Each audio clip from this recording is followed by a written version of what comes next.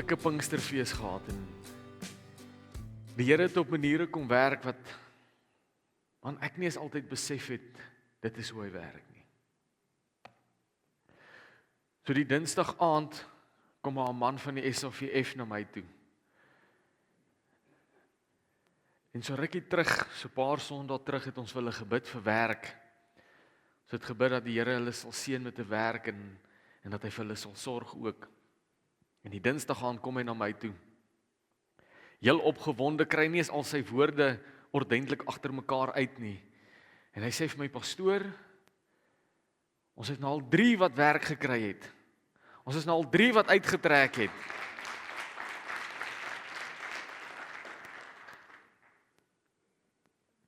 En dis wonderlik,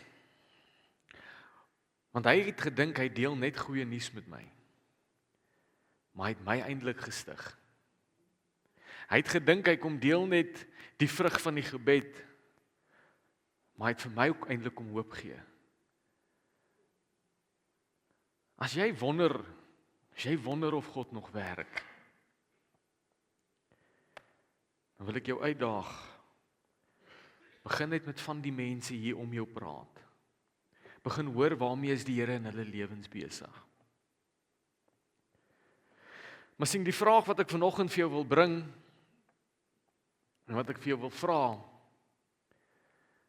is nou dat Pinkster verby is, en nou dat die Heilige Gees ons bemagtig het en ons toegerus het en vir ons die krag gegee het en nou dat hy ons geroep het om getuies te wees in Jerusalem en Judea en Samaria en tot in die uithoeke van die aarde, die vraag is dan nou wat nou? Wat doen ek met hierdie? Wat doen ek met die krag wat ek ontvang het? Wat doen ek met die verandering wat hy in my lewe gebring het? Wat doen ek met die getuienis wat hy vir my gegee het? En as jy nou nie by Pinkster was nie, moenie worry nie. Dit beteken nie dat hierdie boodskap nie vir jou is nie, want jy kan vir jou dieselfde vraag vra wanneer die Here 'n werk in jou lewe gedoen het. Of wanneer jy deur 'n moeilike ding gegaan het. Kan jy jouself die vraag vra, nou wat nou? Wat doen ek hiermee? Weet julle waar is die beste plek om te gaan antwoorde soek vir die vrae op die lewe?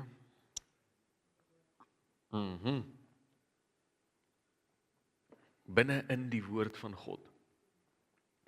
Paulus praat met Timoteus oor die geloof wat van sy ouma af aan sy ma gegee was en toe nou van sy ma af aan hom gegee is en Paulus het op 'n stadium vir Timoteus gestuur om die hoof van 'n gemeente te gaan wees, om die pastoor daar te gaan wees, die leier. En dan gee Paulus vir Timoteus advies oor hierdie geloof wat binne in hom geplaas is. Hy sê vir hom wat om daarmee te doen. Nou ons weet Timoteus is 'n jong man, want Paulus skryf hom op 'n stadium, hy sê, moenie dat iemand op jou neerkyk as gevolg van jou jonkheid nie. Moenie laat hulle jou minag omdat jy jonk is nie. En ek kan dink, op 'n stadium was Timoteus seker dan nou maar bietjie geïntimideerd deur van die vrae wat die mense vra. Bietjie geïntimideerd, want hy voel nie dalk asof hy al die kennis het en al die dinge nie. Maar Paulus kom en herinner hom, hy sê, daar's 'n groot geloof binne in jou, dit kom van jou ouma af, en jou ma het dit gehad, en nou het jy dit, en dan gee hy vir hom advies daaroor. En dis presies dieselfde advies wat ek en jy vanoggend kan volg, as die Here vir ons iets gedoen het, as hy iets in ons hart kom sit het, as hy iets in ons lewens verander het, as jy by Pinkster was, en jy het 'n belewenis gehad, is hierdie die advies wat jy moet volg. Kom ons lees dit saam. 2 Timoteus 1 vers 6 tot 8. Paulus sê om hierdie rede waarvan hy praat, is hierdie groot geloof wat binne in Timoteus gesit is. Hy sê om hierdie rede herinner ek jou om die genadegawe van God wat in jou is, deurdat ek jou hande opgelê het, opnuut aan te vier. God het ons tog nie 'n gees van vreesagtigheid gegee nie, maar van krag, liefde en selfbeheersing. Moet jou dus nie skaam vir die getuienis van ons Here nie, ook nie vir my nie, sy gevangene, maar dra jou deel van die lyding vir die evangelie deur middel van die krag van God. Nou kom ons kyk wat sê Paulus vir Timoteus en wat sê hy dan nou indirek vir my en vir jou vanoggend. Die eerste ding wat vir my opmerklik is, wat vir my uitstaan, wat Paulus vir Timoteus sê, is hy sê vier die genadegawe aan. Vers 6 sê, om hierdie rede herinner ek jou om die genadegawe van God, wat in jou is, deurdat ek jou die hande opgelê het, opnuut aan te vier. So die genadegawe waarvan hy hier eintlik praat, en as dit jou nie gooi nie, dit gooi my soms, so ek is iemand met wie jy redelik reguit en direk en duidelik moet praat, anders dan gaan ek nie verstaan wat jy sê nie. As jy dink my asem ruik nie lekker nie, moenie vir my sê ek dink pastoor jy moet 'n sweetie suig nie, want ek gaan net vir jou sê ek wil nie 'n sweetie nou suig nie. Sê vir my jou asem ruik nie lekker nie. En soms wil ek hê die woord moet ook so met my praat. Met my reguit praat. Nou die genadegawe waarvan Paulus hier praat is niks spesiaal nie, dis niks anders nie, dit is nie iets wat ons nou nog nie van gelees het nie. Al waarvan hy eintlik praat as hy sê die genadegawe, praat hy van die gawe wat die Gees vir jou gegee het. En nou begin baie mense oor hulle voete struikel, want ek weet nou nie wat is die gawe wat die Gees vir my gegee het nie. Weet jy wat dink ek is die oorheersende gawe wat God vir ons almal gee? En dis nou my opinie. Ek dink die oorheersende gawe wat hy vir ons gee is die gawe om gehoorsaam te kan wees. Want hy sê die Gees gee die gawes aan wie hy wil, soos wat hy wil, wanneer hy wil. So ja, soms gebruik die Here my dalk meer vir lering, soms gebruik hy jou dalk meer vir profesie, dalk gebruik hy jou meer vir genesing, dis okay, dis fine, maar die Here kan enige oomblik, enige tyd jou vir enige gawe gebruik. Jy moet net jou hand opsteek en sê, is reg, ek sal. So Paulus sê vir Timoteus om hierdie genadegawe dan nou aan te vier, en die Engels sê dit eintlik so mooi, dit sê, fan into flames, the spiritual gift. En hierdie is een van daai direkte beeldsprake wat ek waardeer, wat eintlik so mooi is. Wil jy jou hand opsteek as jy al ooit vuur gemaak het? Kom nou, vir ons almal het nou al gebraai, julle hande moet nou op wees. Alright. Ek gaan my hand so lank opsteek. Steek jou hand op as jy al ooit per ongeluk vuur gemaak het. Dit gebeur. En ek weet nie hoekom nie, maar die een wat jy per ongeluk maak, is gewoonlik die een wat brand sonder moeite. Jy hoef hom nie aan te help nie, hy weet hoe. Dankie, Hein. Maar sien, daar's 'n kritiese oomblik, wanneer 'n ou vuur maak vir 'n braai, of vuur maak vir hitte. Daar's 'n oomblik, wanneer die hout nog nie begin brand het nie, maar die firelighters is al in die gang, en jy moet hom so 'n bietjie aanhelp.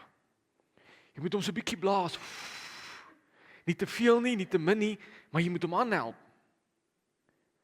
En dis van julle wat nou al ooit die vuur nie aangehelp het nie, sal weet, dat jy maak vir jouself baie frustrasie as jy dit nie doen nie. En dis presies waarvan Paulus hier praat, wanneer hy sê, fan into flames. Vuur dit aan, help hierdie vuur om aanhou te brand. Iewers te gaan jy iets moet doen, die Heilige Gees het Pinkster gekom, en hy het die gawe in jou gesit, en wat jy moet doen, man, ek onthou, hulle het sommer altyd vir my 'n 2 liter roomysbak se deksel gegee, en dan sê my pa vir my, jy moet waai. En dan waai ek totdat my arms brand, maar kan nie stop nie, want anders gaan die vuur vrek. En later het ek eers besef, dis omdat hy ongeduldig was en nie wou wag vir die kole om warm te word nie. Maar sien, dis wat Paulus hier sê, hy sê daai vuur wat binne in jou gesit is, versorg dit, groei dit, oefen dit, vuur dit aan.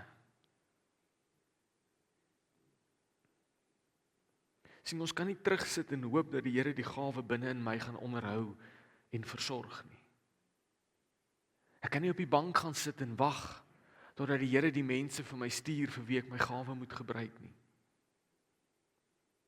Wanneer hy die gawe in jou gesit het, is dit jou werk om dit te groei, en dit te beoefen. Sien, Jesus vertel die vergelyking van die talente en die eienaar wat die talente vir sy slawe gegee het. En dan sien ons die eerste man wat 5 ontvang het toe nou nog 5 gemaak en hy het vir sy eienaar gewys en wat sê die eienaar vir hom? Hy sê, goeie en getroue diensknegt. Oor min was jy getrou, oor baie sal ek jou aanstel. En selfs vir die man wat 2 ontvang het. Ja, en het julle 4 gemaak, as prins? Oké, dan is dit goed. En die man wat 2 talente ontvang het, maak nog 2 daarmee, en God sê vir hom, goeie en getroue diensknegt, oor min was jy vertrou, oor baie sal ek jou aanstel. En dan die man wat toe nou net 1 ontvang het, maak niks en steek dit weg, sodat sy eienaar darm die 1 kan kry wanneer hy terugkom. En hoor wat is God se woorde, Jesus se woorde, oor hierdie man, Matteus 25 vers 26.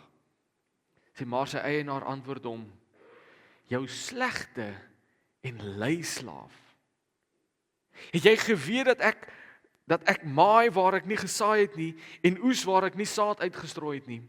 Daarom moes jy my geld by die bankiers belê het, en met my terugkeer sou ek wat myne is, met rente teruggekry het. Die man wat gedink het, hy doen die goeie ding en steek dit weg, want hy was bang om dit te verloor, word op die ou einde van die dag die sleg en lui slaaf genoem.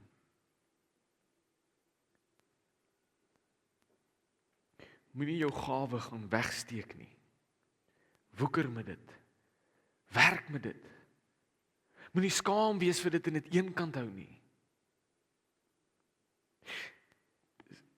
Hier is 'n ding in hierdie teks wat ek wil hê julle moet besef, en as jy hom dalk in rooi moet skryf in jou notas, of wat ook al, maar onthou hierdie ding. Die eienaar was nie kwaad vir die slaaf, omdat hy iets verkeerd gedoen het nie. Die eienaar was kwaad vir die slaaf, omdat hy niks gedoen het nie. Ek en jy is so bang vir 'n fout maak. Dalk bid ek vir die persoon en ek bid die verkeerde ding. Dalk bemoedig ek hierdie ander persoon en ek bemoedig hom oor 'n verkeerde ding. Dalk sê ek iets en ek sê die verkeerde ding. Dit maak nie saak nie. God gaan nie vir jou kwaad wees daaroor nie. Hy gaan jou regstel, maar hy gaan omgekrap raak wanneer jy niks doen nie. Wanneer jy daai talent wat hy vir jou gegee het, net gaan wegsteek het. Sien, die Here kan werk met foute, maar hy kan nie werk as jy niks doen nie. So groei dit deur dissipline. Groei dit deur om te sê, ek gaan al hierdie goed wat my gawe seer maak, gaan ek laat staan. Oefen dit deur gehoorsaamheid. Kyk, wat ek nie besig is om te preek nie, is dat jy moet rondgaan en vir elke tweede ou 'n profetiese woord gee. Jy moet verantwoordelik wees en jy moet dit beoefen, maar in gehoorsaamheid. Wanneer die Here sê, en glo my, hy sal sê. Hy sal sê. Ek onthou ek was nog 'n jong jeugpastoor. En ek het die dag, ek kan nie onthou, ek dink dit was die Sondag na kerk. En dit was ook emosioneel en ek het gesê, Here, hier is ek, gebruik my. En ek kan nie onthou vir wat se rede nie, maar ek het opgeëindig by die ATM besig om geld te trek. En toe ek daai een oranje een in my beursie sit, toe sê die Here vir my, en kan ek jou gebruik? En ek dink, Here, alles behalwe die oranje een asseblief. En ek het daar my hand opgesteek en gesê, dis reg, Here. Gebruik my, net soos wat U wil.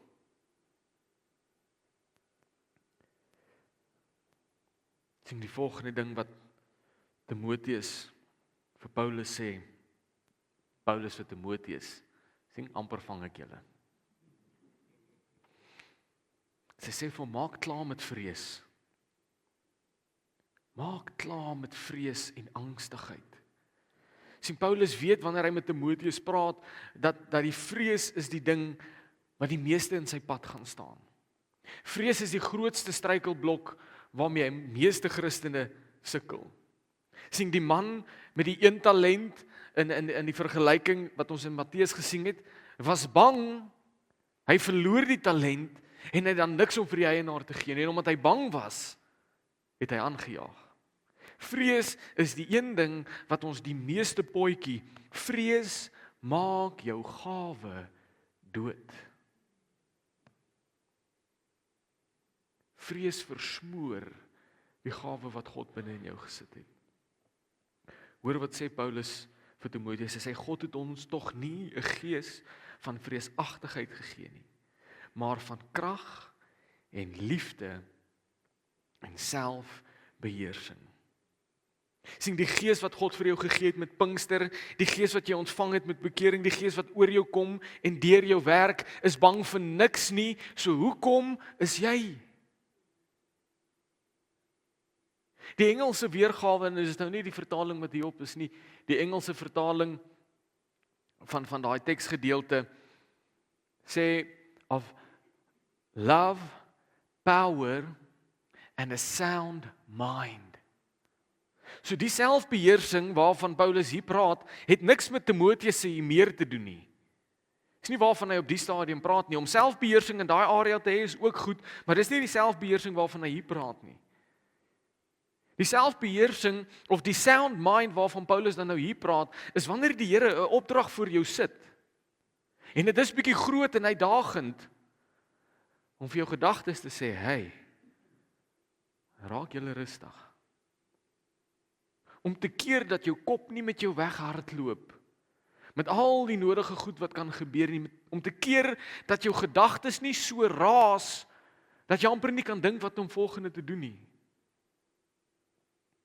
Want dis gewoonlik hier in ons gedagtes, waar ons die geveg al lank al verloor het. So wanneer ek toelaat dat my gedagtes my op plekke vat, waar die Here my nie wou hê nie, en dis gewoonlik die gedagtes wat jou kom herinner dat dalk bid jy die verkeerde ding. Dalk sê jy die verkeerde ding. Dalk vra hulle jou 'n vraag oor die Bybel wat jy nie kan antwoord nie. En dan begin ons gedagtes hardloop en skielik het ek nie meer 'n sound mind nie. So die selfbeheersing waarvan Paulus hier praat, is die beheer oor jouself om te sê, ek gaan nou nie in 'n flat spin gaan nie.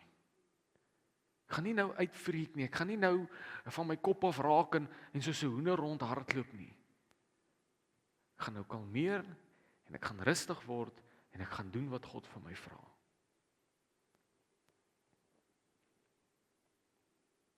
Psalm 56, vers 4 tot 5 in die Afrikaans, vers 3 tot 4 in die Engels sê, die dag wanneer ek bang is, vertrou ek op U. Op God, ek loof sy woord, op God vertrou ek. Ek sal nie bang wees nie, want wat kan vlees en bloed aan my doen? Kan ek jou die vraag vra vanoggend, wat kan vlees en bloed aan jou doen?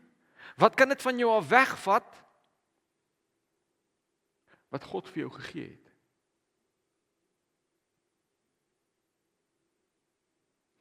Man, ek dink hierdie kerk gaan 'n bietjie anders te wees. 'n Bietjie meer lewendig, gaan teen 'n groter spoed vol raak as ons op die besef kan kom, maar wat kan vlees en bloed aan my doen? Hoe kan hulle my keer?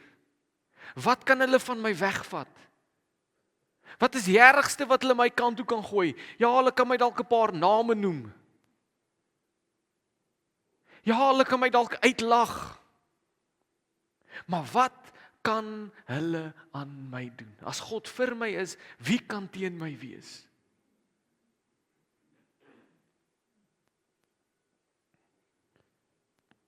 Sien deur die woord van God is nie onbekend met wat mense kan doen nie. Hy weet mense kan oordeel, en hy weet mense kan seermaak, en hy weet mense kan soms lelik wees. Maar wat kan hulle van jou wegvat, as God dit vir jou bestem het? As hy vir jou die opdrag gegee het, wie gaan jou kan keer? As hy besluit het om jou te seën, wie gaan hom kan keer? As hy vir jou die krag gegee het om dit te doen, en hy het met Pinkster, en hy het in jou lewe voorheen, en hy het toe jy tot bekering gekom het vir jou die krag gegee, as hy vir jou dan die krag gegee het, wie kan hom keer in jou?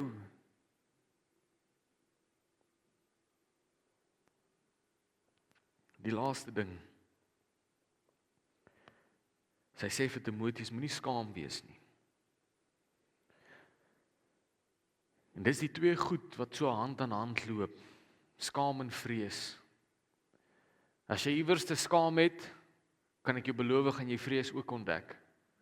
En as jy iewers te vrees het, kan ek jou beloof, skaam is nie baie ver nie. Vers 8 sê, moet jou dus nie skaam vir die getuienis van ons Here nie, ook nie vir my, sy gevangene nie. Maar dra jou deel van die lyding vir die evangelie, deur middel van die krag van God. Sien, om die teks ten volle te verstaan, wil ek dit net vir julle maklik verduidelik. Paulus insinieer glad nie hier, dat Timoteus skaam is vir Jesus Christus nie. Hy insinieer, dis nie die probleem nie, Timoteus is nie skaam vir die Here nie. Timoteus se probleem was nie dat hy nie Jesus lief genoeg gehad het nie. Sy probleem was dat die druk van die mense in die gemeente, die invloed wat hulle gehad het, die statusse wat hulle gehad het, het hom begin intimideer, en hy het begin skaam raak. Minderwaardig gevoel. So baie keer diskwalifiseer ons onsself, want my verlede is net te erg om te oorgetuig. Of ek het nog nie die status bereik wat ander mense bereik het nie. Ek het nog nie my lewe uitgefigure soos wat ander mense dit uitgefigure het nie. Ek was te ver weg, ek was te verkeerd, ek was te sleg. Moet jou nie skaam vir waar jy was nie. Kan ek vir jou vanoggend vra om trots te wees op waar jy is? Die vyand kom herinner jou aan jou verlede. Hy kom hou jou daar waar ja, jy dalk nog nie goed gewas. Ek gaan nie daai sin nou gesê kry nie, maar julle weet. Die vyand wil jou daar in die verlede hou. Hy wil jou konstant kom herinner aan alles wat verkeerd was, en alles wat seer was, en alles wat nie lekker was nie. Want toe jy daar was het vrees jou nog bepak, en was jy nog skaam geweest, het jy niks gedoen nie, en solank as wat hy jou daar kan hou, is die harde waarheid, gaan jy nog steeds niks kan doen nie. Maar herinner hom dat jy nie meer daar is nie. Maar dat jy is nou waar jy is. Nou op skaam wees vir waar jy was. Wees trots op hoe ver jy gekom het. Wees trots op wat jy al bereik het. Wees trots op die goed wat die Here al vir jou gesê het. Wees trots op die kere wat jy al vir mense gebid het. Dit gaan nie altyd maklik wees nie, dis nie wat ek sê nie. Paulus sê dit vir Timoteus. Hoor mooi wat hy sê, dra deel aan die lyding van die evangelie. Paulus kom bemoedig nie vir Timoteus deur om te sê, ag, moenie worry man, dit is nie so erg soos wat jy dink nie. Nee man, Timoteus, die bediening is 'n breeze. Dis 'n gelykpaadjie, niks gaan gebeur nie, niks gaan skeefloop nie. Man, jy gaan sien as jy daar instap, die mense gaan voor jou voete val. Hulle gaan nie kan wag om te hoor wat jy sê nie. Dis nie wat hy vir hom sê nie. Hy sê vir hom, dra deel aan die lyding. Dit gaan taaf wees, dit gaan swaar wees, maar weet jy wat? Jy het krag ontvang van God. Hy het nie vir jou 'n gees van vrees gegee nie. Hy het vir jou 'n vuur binnekant in die binnekant gegee. Weet jy wat se vuur is dit hierdie? Dis 'n alsverterende vuur, 'n vuur wat niks voor hom kan laat staan wat nie reg is nie. So gebruik dit.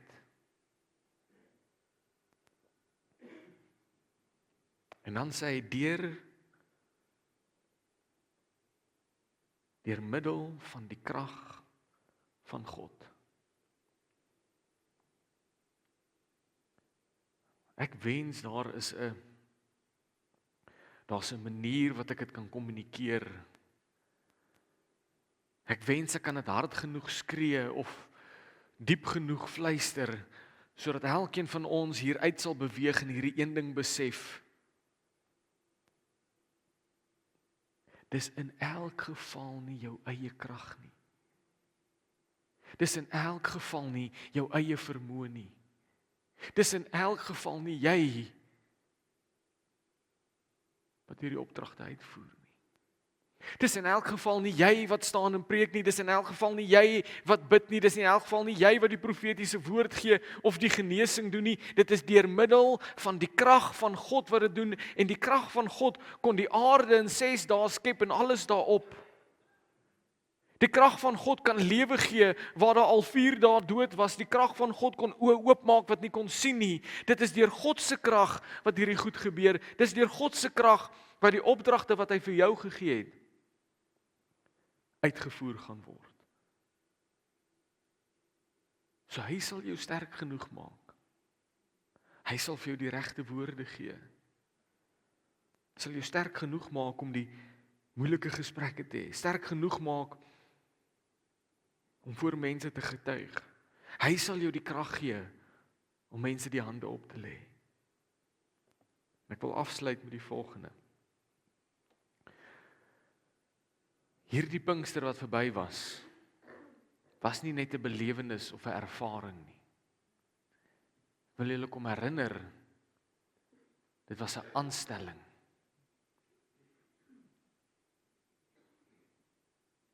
Dis waar jy jou job description kom ontvang het, jou pligte staat, van wat God van jou verwag. Die Here het jou nie gevul met sy gees, net sodat jy emosioneel of gemaklik kan wees nie. Hy het jou gevul met sy gees vir 'n doel, vir 'n werk, vir toerusting. So moenie nou die vuur los nie. Moenie jou gawe of jou talent gaan begrawe nie. Moenie stil bly omdat jy dink mense gaan oordeel nie. Vier dit aan. Beoefen dit, versorg dit, glo in dit, praat, bid, getuig, leef asof Christus deur jou leef.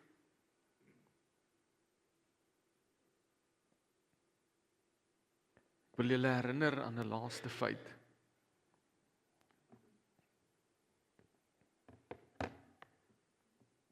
Die Heilige Gees binne in jou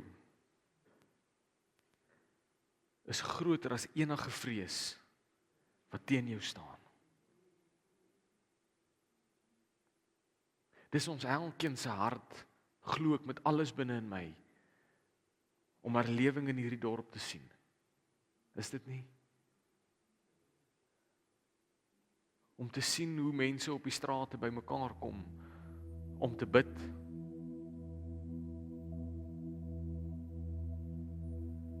om te sien hoe die deure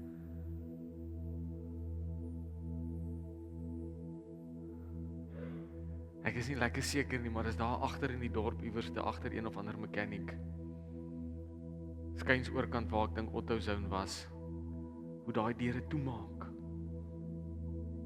En daai mense werke en huise kry. Dis ons begeerte dat die SOFF bel en sê, ons het nie mense nie, wat nog kan ons doen in die dorp? Dat daar herlewing in hierdie dorp plaasvind. Maar herlewing begin nie by mense wat op 'n Sondagoggend en Sondag na Sondag bymekaar kom en net saam die Heilige Gees beleef nie.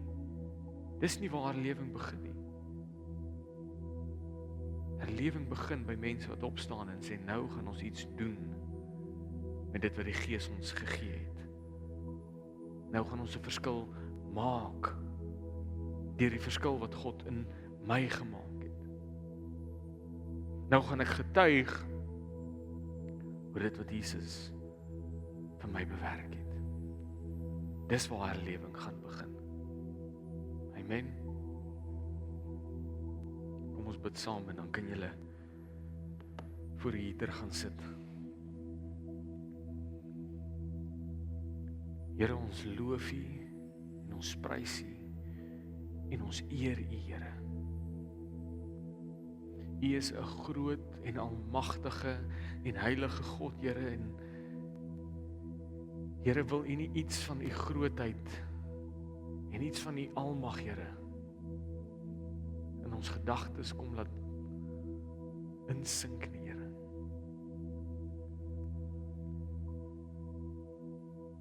Here, U het die heelal in die palm van U hand gevorm. Here, U is so groot dat U die maan en die sterre en die son alles in plek hou, Here.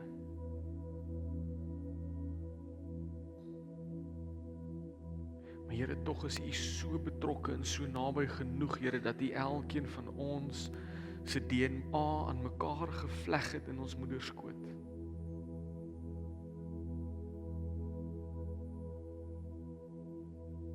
Here, ons het al, Here, ons weet dat U kankers uit mense se liggaam laat uitval het, Here. Here, ons weet dat U het bene laat groei. Here, U het gewasse laat verdwyn.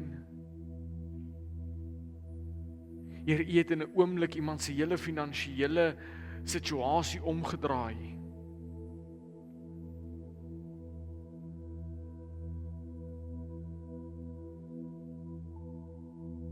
Here, U het al in die diepste seer en hartseer die regte woorde kom fluister.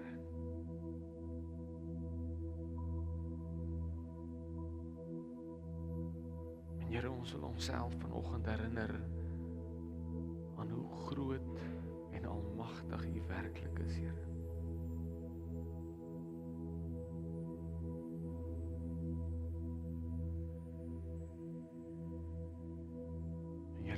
Onsself herinner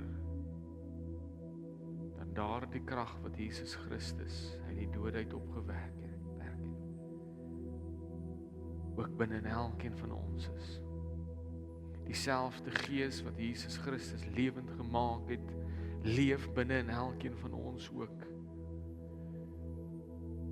En Here, dankie dat ons nou met vrymoedigheid hier kan uitgaan en sê ons gaan 'n verskil maak, Here. Ons gaan iets anders te begin doen, ons gaan nie net sit en ontvang nie, Here, ons gaan begin gee en 'n verskil maak, Here.